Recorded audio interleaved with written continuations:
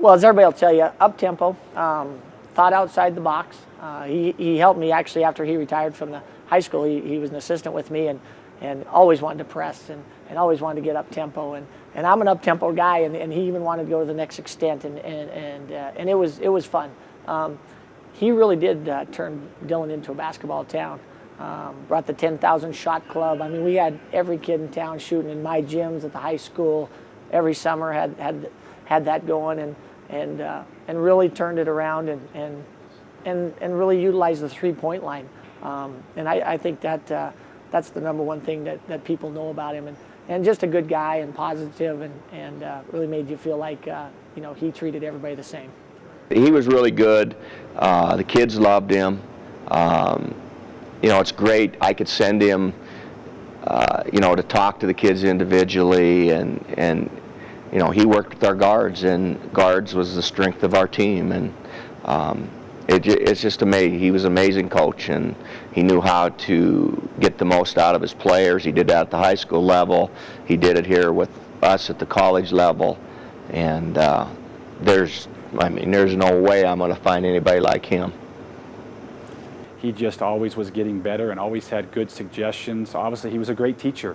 He could really teach not only shooting, because he was a phenomenal shooter in his day, but he just had everything. He had a great sense of humor. He knew how to motivate. And so, like I said, I just learned so much from him those 5 years. And there wasn't any one thing. I think it was just everything. And like I said, he was a great person to be around, not only on the basketball court, but off the court as well. And we've obviously shared a lot of things over the years. I've ran ideas by him, and he's always had a good answer for me and has helped me so much in my coaching career. Just the way he would change your life, he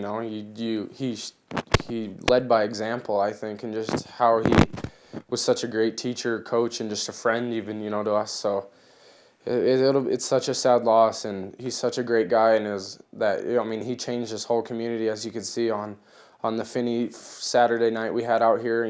The gym I don't think's ever been that packed, and we raised, I think they said, almost $25,000 around the state in his name. And so it just shows you how many people he touched and how many people he made follow his example. From our standpoint in our school, just the day-to-day type of relations that we have with him, he's such a fun person to be around and to share things with. He's a very important part of our teaching as well as coaching over the years, and I think that especially for us and myself that have worked with him for all these years, it'll just be kind of a hole there that will be tough to replace. But on the other hand, there's again so many good types of memories and things that we've had over the years that is certainly something I feel very special about. The town itself was awesome. The state has been awesome. We've raised over $50,000 that's in our bank account to help for all the medical expenses, and obviously it was our goal to help a lot longer than we had to.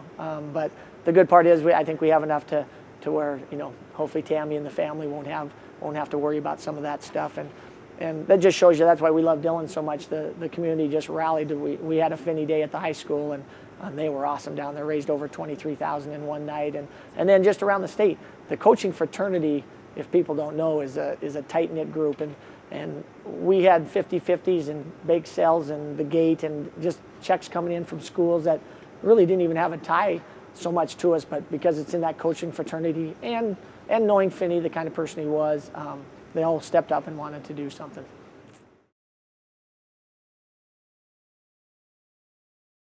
Well, I think from the coaching standpoint, especially from us that have worked so closely with Craig, and I've worked very closely with Kerry. He was part of our staff too, years and years ago, back in 1990 when we won it. But there's a special bond between us, and it was very exciting and emotional to have both Columbia Falls and Dillon in that championship game. And both teams played tremendous basketball, and it was quite a special night. And for the close ties then to Craig from both his alma mater and from Dillon, I think it made it a very special evening. Oh yeah, I'm sure he was listening to the game, just having a ball, and it was so emotional and special that you couldn't have planned it. I don't think you could pick two teams in the beginning that are fighting for, you know, the same thing, and it wasn't winning a state championship. Was the, you know, fighting for Finny was the top of the goal that night. So it was an awesome night. Usually when you play other teams, you don't really like the other team, or, you know, you have bad feelings for them. But both teams, both communities, you know, sitting there that night just had a great feeling. I could just, you know, you could tell it when the Finny chants went off before and after the game. It was just amazing that that could happen, and so I was so glad it was at Sioux Falls. So.